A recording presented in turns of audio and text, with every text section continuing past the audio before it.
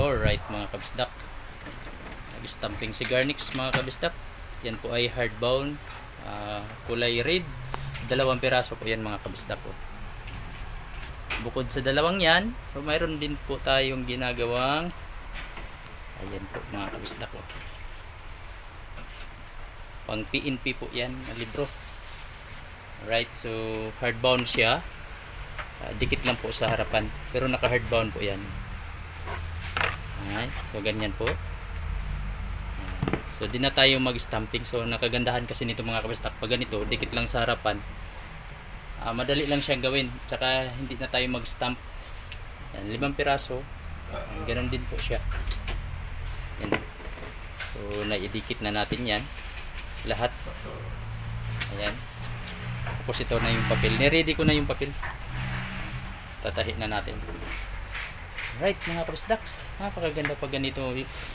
Ganito lang sana lagi, no? Hindi ka na mamroblema sa pag-stamp kasi dikit lang sa harapan. Yan, no? Napakadaling gawin ito. So madali lang din yung pera. Alright, so ganyan po mga kabistak yung ginagawa natin. So antayin natin matapos yung pag-stamp, tapos ready na po yung papel. Ayun ma'am, hardbound po ba?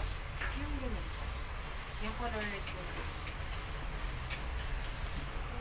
Sige po. So ayan po, mayroon pa tayong customer. Kulay red din po ma'am? Apo, ganito po yun. Kapareho lang yan dito. Oo. Nagpapaano, apo. Alright, so ayan, Baka ako kasi mahuli siya. idagdag natin yan. Ilan daw? Tatlo po. Pare-parehas lang yan, di ba? Oo, pare-pareho lang. Apo. Alright mga kabistak. So ayan, dito muna kasi meron pa akong gagawin mga kabistak, no? Natapos na po natin ikabit yung papel dito sa loob. Ayan na po siya. Napakaganda ng mga kabistak, oh. Ayan. Ayan na po siya, oh. 5 piraso po siya. Alright, napakaganda. Napakadali lang din gawin pag ganito mga kabistak. So ang likod dito mayroon din siyang nakadikit logo po ng PNP sa harapan. Yan. Okay kayo mga kabistak.